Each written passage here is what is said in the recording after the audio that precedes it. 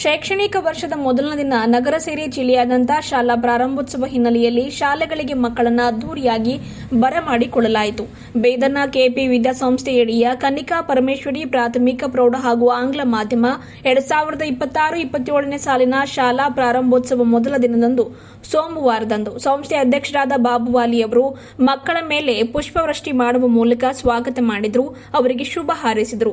ಪ್ರಾಥಮಿಕ ಹಾಗೂ ಪ್ರೌಢಶಾಲೆಯ ವಿದ್ಯಾರ್ಥಿಗಳಿಗೆ ಪಠ್ಯ ಪುಸ್ತಕ ವಿತರಣೆ ಕೂಡ ಮಾಡಿದರು.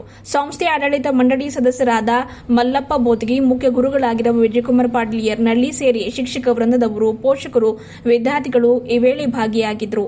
ಶಾಲಾ ಪ್ರಾರಂಭೋತ್ಸವ ಹಿನ್ನೆಲೆಯಲ್ಲಿ ಇಡೀ ಶಾಲೆಯನ್ನ ತಳಿರು ತೋರಣದಿಂದ ರಂಗೋಲಿ ಹಾಕಿ ಸಿಂಗರಿಸಲಾಗಿದ್ದು, ಮಕ್ಕಳು ಶಾಲೆಗೆ ಬರುವಂತೆ ಪ್ರೋತ್ಸಾಹಿಸಲಾಯಿತು. ಇದೇ ವೇಳೆ ಮಕ್ಕಳಿಗೆ ಸಿಹಿ ತಿನಿಸಿ ನೀಡಿ ಖುಷಿಯಿಂದ ಸ್ವಾಗತ ಕೂಡ ಕೋರಲಾಯಿತು. ಈ ವೇಳೆ ಸಂಸ್ಥೆ ಅಧ್ಯಕ್ಷರಾದ ಬಾಬುವಾಲಿ ಅವರು ಮಾತನಾಡಿ, ಗುಣಾತ್ಮಕ ಶಿಕ್ಷಣ ನೀಡುವುದರ ಜೊತೆಗೆ ಇಲ್ಲಿ ಮಾನವೀಯ ಮೌಲ್ಯಗಳನ್ನ, ನೈಜ ಮೌಲ್ಯಗಳನ್ನ ಹೇಳಿಕೊಡುವುದು ಶಿಕ್ಷಕರ ಆದ್ಯ ಕರ್ತವ್ಯವಾಗಿದ್ದು, ಮಕ್ಕಳು ದಿನನಿತ್ಯ ಶಾಲೆಯತ್ತ ಬರುವ ಹಾಗೆ, ಶಾಲೆಯತ್ತ ನೋಡುವ ಹಾಗೆ ಒಂದಿಲ್ಲ ಒಂದು ಚಟುವಟಿಕೆಗಳನ್ನ ಮಾಡಿ ಎಂದು ಶಿಕ್ಷಕರಿಗೆ ಕಿವಿ ಮಾತು ಹೇಳಿದರು.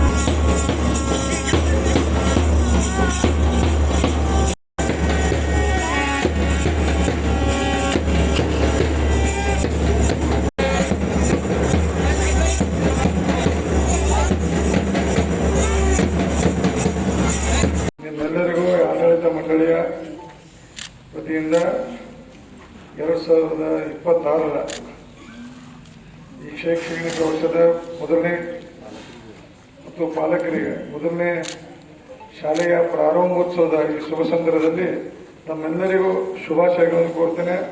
ನಮ್ಮೆಲ್ಲರಿಗೂ ಶುಭವಾಗಲಿ.